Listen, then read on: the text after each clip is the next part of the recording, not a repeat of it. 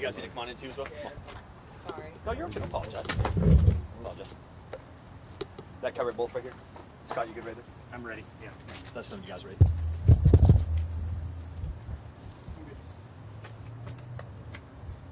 Sheriff, what can you tell us at this Actually, I'm point? sorry, 1 second. Oh, Yep, sir. good. How about you, sir? Good? We are good, sir. Okay, so, good afternoon, and thank you for attending today's press conference. To my left-hand side, I do want to introduce Captain Creech with FWC. To my immediate right is Captain Bill Worley with the St. Johns County Sheriff's Office. Next to Captain Creech is Director Scott Beaver, and to his immediate left is Lieutenant Terry Shirley. Yesterday at approximately 8 p.m. last night, just before 8 p.m. last night, the St. Johns County Sheriff's Office was notified by a citizen of an overturned canoe where two young men had actually swam to their dock and reported that one young man was still outstanding or missing. At that time, they immediately called 911 and they activated the St. Johns County Sheriff's Office. We, in return, of course, activated the emergency response system, per se. With that, we got the assistance of the Florida, of FWC, of the U.S. Coast Guard, of the Jacksonville Sheriff's Office, the St. Augustine Fire Department, St. Johns County Fire and Rescue, and the St. Augustine Police Department, along with some other assets, too, as well. We immediately began our search based on the description the two young men gave us, and we went to work with our air assets, our marine assets, our drone assets, again, searching the waterways here in the St. Johns River just to the west of where we stand today. This morning, I will tell you this, this afternoon at approximately 1:30, 1:25 exactly, roughly, we actually located the body of the missing young man who's been identified positively as Riley Texera. His family has been notified. The two young men that were actually with him, we're going to go ahead and leave their names out of this, out of the privacy of their family. So this investigation is at the lead with Florida, with FWC, and the St. Johns County Sheriff's Office actually handled the search and rescue portion of this. I will tell you this, the community really came out in, by the dozens to help us out last night through the nighttime into today, and we cannot thank them for the relationship that we have here. This is not what we wanted.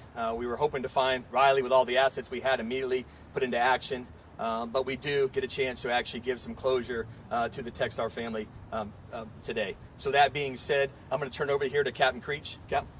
Yes, sir. On behalf of FWC, our thoughts and prayers are with the family and friends during this time.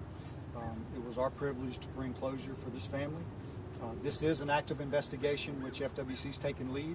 I can't discuss the details of that investigation, but I can assure you a thorough investigation as to what happened. Captain, can you say at all how the body was found? Was it found underwater with sonar or anything like that? I can't provide that at this time. Can you clarify, you said canoe, what, were they in a canoe, were they in a kayak, what was Yes, ma'am. Again, the actual canoe, the Pelican canoe, was actually recovered. They were in a canoe. Yes, ma'am. Were all three of them in one canoe? Based on the information we have from the other two young gentlemen, yes, ma'am, they were all in the same canoe. Sheriff, do we have any idea how it overturned? Was it accidental? Do we have any idea at this point? Sure. Since that investigation is being handled by FWC, I'll let Captain Creech answer that. Yes, sir. That's all part of how we will determine what happened kind of leading up to and then post-event, but at this time I can't share any details. Were the boys wearing life vests? It's an active investigation. I can't divulge that at this time. At what point was it from rescue to recovery? Well, this whole event up to this point has been a rescue effort. We were going to make sure that we overturned every stone and left we were going to run down every end. So obviously at some point you're going to roll into a recovery effort, but up until this point this was solely a rescue effort. I want you to talk about how dangerous these waters can be, especially on a canoe. Well, it's an unforgiving environment. Obviously, there's a lot of elements in play with a canoe. With weight distribution, it's easy to flip over. That's one of the reasons why life safety equipment is very, very important in a situation just as this. I do want to reiterate one thing, though, too. These young men went out with no ill will intentions at all. These just they're being kids, being boys, and they went out to have a good time yesterday afternoon, and a horrible accident occurred. So that being said, again, just innocent kids being kids, and something horrific happened. Captain, can you say anything about the depth of the water or how murky this water was? The area in question was between 6 to 8 feet. 6 to 8. And what happens now as far as all your crews? You have crews here over at Mandarin Park. What's going to happen now? Sure. So we're all breaking down as we speak. Again, the big thing was returning Riley to the family. That was most important for our crews. We've been out all night working, hand in hand, agency and agency, and the big thing was just getting this young man back to his family. So we're breaking down as we speak now. We'll kind of go into the investigative mode as the captain talked about, and also to the recovery mode for the family. And are the other two boys physically okay? As far as we know, last night fire rescue checked them out, and both boys had no injuries, and they were actually healthy and fine last night.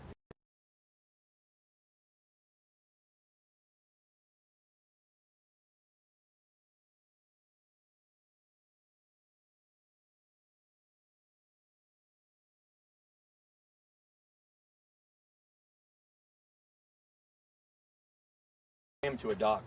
They picked a light out, swam to that dock to an unknown residence, and approached that residence. And with that being said, of course, we had to go based off what they remember. I mean, they swam in a panic, trying to save their friend's life. When they got to that residence, what do you mean? Did they go to the home there, or how did they call for help? They did. So they actually approached the home, knocked on the door. They did not know who the resident was at the time. And Captain, correct me if I'm wrong, they approached the resident, and they got him warm, got him some clothes, and immediately called 911. Yes, sir.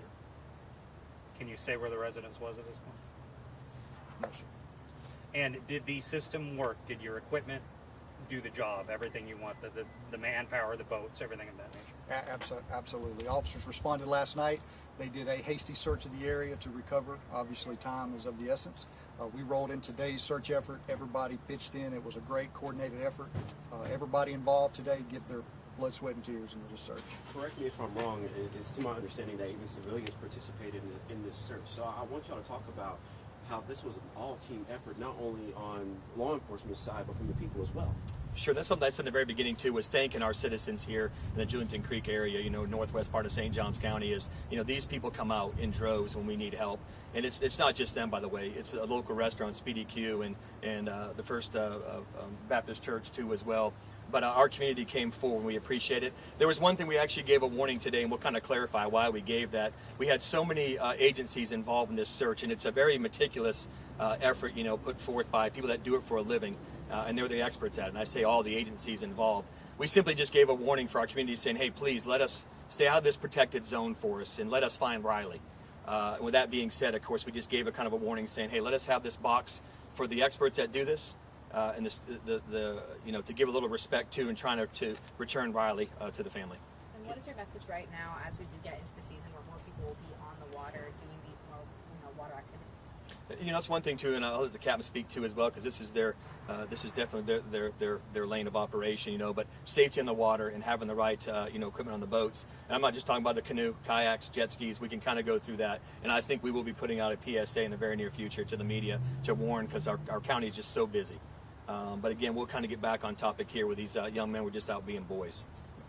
Can you share remind me again, I don't know if you've already said it, but can you share how far that these young men went into the water? It was about 6 to 8 foot depth as far as how far they were out, and they were approximately 600 feet outside of the dock, and that's where the incident occurred, and that's where the recovery operation took place. Anybody else? Listen, again, I'm going to reiterate what the captain said too. Our thoughts and prayers are with the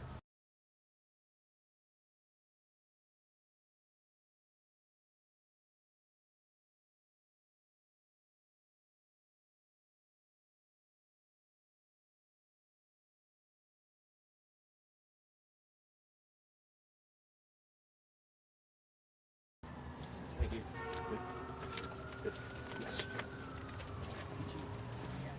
thank y'all too. If you walked up late too, she'll spell some of the names for you so you get them right. They're together, right? First Perfect. names. Yep. Yep. Yep. Big time.